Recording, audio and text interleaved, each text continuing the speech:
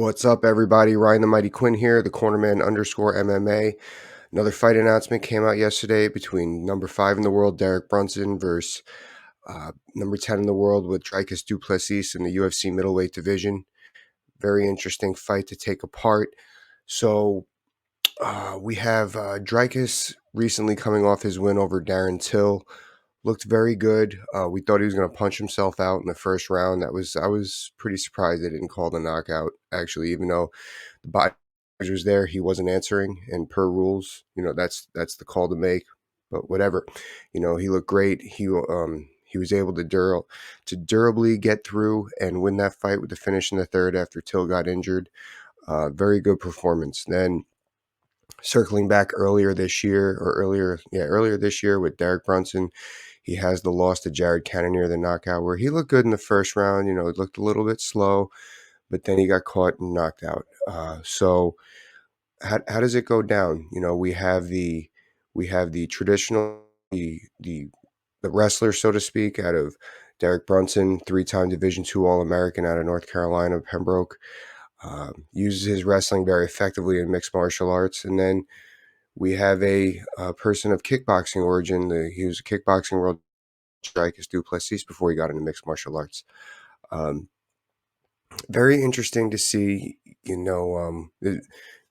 mixed martial artists today. They're very few of them, unless it's like American wrestling. Very few of them right now are coming directly in after one other sport. They don't really have a clean background. That's starting to segue. So I like seeing that. We have the kickboxer versus the wrestler today, so to speak. That's going to be fun. So overall on the feet, believe it or not, I actually favor Derek Brunson. Talk about wrestling after the fact, I think that the way he comes forward, the way he controls with his footwork, the way he moves with his head, I just think that it adds more scoring opportunity in this fight to be in the southpaw against Dricus Du Plessis, who in the last fight against Till's southpaw, he kind of froze. He had that high guard, which is what you're supposed to do, but he didn't really look like he was trying to beat Till outside his foot outside the corner. What do I mean? Like when you're going against the southpaw, this is the righty's lead left foot. This is the southpaw's lead, or what is it? No, this is the light righty foot. This is the southpaw's lead right foot. You want to beat them on the outside. I don't know if you could see it. He wasn't really doing that. He was kind of just freezing up, trying to wait to defend the big left hand from Till. Now, maybe he'll be a little more mobile against somebody who's wrestling favored as opposed to striking favored.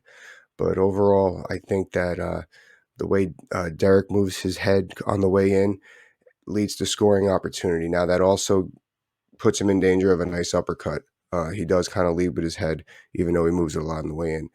Wrestling, obviously, I favor Derek. I don't think we really need to go into that.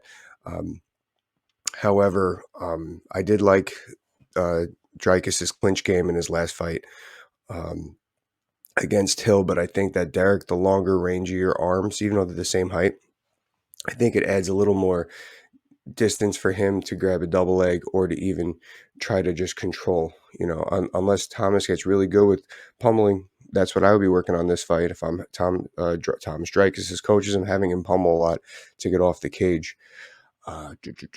Groundwork, I actually think that it goes to or not. I felt that Brunson a little slow on the ground lately, and I feel that Dricus has pretty good wrestling control and wrestling hand fighting from what I've seen his last couple fights to be able to win positions there, get up if need be. So actually, I figure him there. I give Dricus the ground there. So all right. So how do they win this fight each? Let's start with the more obvious with Derek Brunson.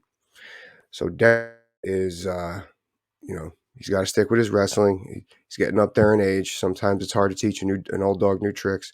He's fairly confident and strong. There's no question with that. But with here, I would try to throw those 2-3s, those 1-2s, and work my way in like he does, which I think he's going to control the center here. Dricus tends to, he backed up a lot in that last fight. And work your way in against the fence, make it a boring fight. That's what it is. I'm happy we could finally talk about somebody using their wrestling here. I would just make it a boring fight, get against the fence, get the takedown, try to work the ground and pound, take the back for a rear naked choke. I think that's the way it goes for him. He's willing to stand. He actually was willing to stand with Jared Cannonier a little. He had some success. He did drop Jared, but then he ended up being his demise. So I would try to establish that left hand and work in, or use it to get my way into my wrestling, plain and simple. Now, once on the ground, get that wrist control. If I'm Derek, I need that wrist control. Absolutely. Try to take away the hand fighting and able to, be heavy on the top there. Try to work some ground and pound and just overall ground control to chew that clock against Dricus, because Dricus did show that he is willing to try to pop up and stuff. He's willing to wrestle on the ground, so to speak, use those wrestling escapes to get back to his strength, which is to stand up. So that's how I have that going for Derek. Now with Dricus, he's going to have to work a little bit. Now, being the world-class kickboxer that he is, I was a little surprised at his striking game plan against Till. I would really try to establish his lead right, his center lead right, for multiple reasons. That's what you do against the southpaw. That's how you try to gain power. Lead right, left hook, but also because with his head on the way in, you might be able to catch. You might be able to go lead right, uppercut. I'm not a believer your uppercut for a straight wrestling defense. That's old school. You got to learn how to defend wrestling now, because now these wrestlers know how to level change correctly. So I'm working on that lead right to try to catch him, or also in his chest to try to stop the wrestler in his tracks so he can't plot forward. Put him on his heels to set up that big right hook. That's the game plan there. Try to establish that jab, but also Dricus needs to keep Derek out of the center. He can't let Derek control the center. I know that he backs up. Maybe he's trying to keep his range to avoid Derek's takedowns, to avoid Derek's wrestling, but he's going to have to figure out how to circle more as opposed to just backing up. Somebody like Derek, he makes it ugly moving in, but he could catch you in the clinch. So try to use that. He also he threw these little leg kicks to Darren Till in the last fight. Maybe be effective, maybe mix it up a little bit. I think towards the later, like end of round 2 and then round 3, throw that right hand left body kick, especially if you're landing it, because he's going to be now at this point. Yeah, if I'm Dricus's corner, I'm seeing how Derek is reading those right hands. Is he covering up high? Is he trying to slip too much? If he's covering up high, follow with the left body kick, score on that liver. If he is trying to slip, maybe it's a little more dangerous to throw the left kick, but then I would throw the hook after. Now that's the adjustment make. If I'm Dricus's corner now, adjustments for Derek's corner. Circling back a little bit, I would just see if he's just doing very well at scoring and evading. You can't chase him down like Derek kind of does. You're going to have to establish that jab.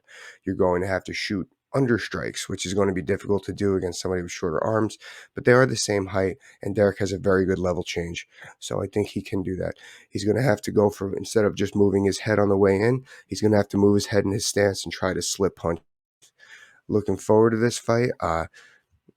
It's a little bit away, but I'm really interested to see, like I said, 10-5 in the world, which direction they're both going. I kind of feel like winner here as of right now fights Sean Strickland next. That's to see. Sean's coming off 2 losses in the top 5, but we'll see. Let me know what you think, guys. Please don't forget to like, subscribe, and share the Cornerman _MMA.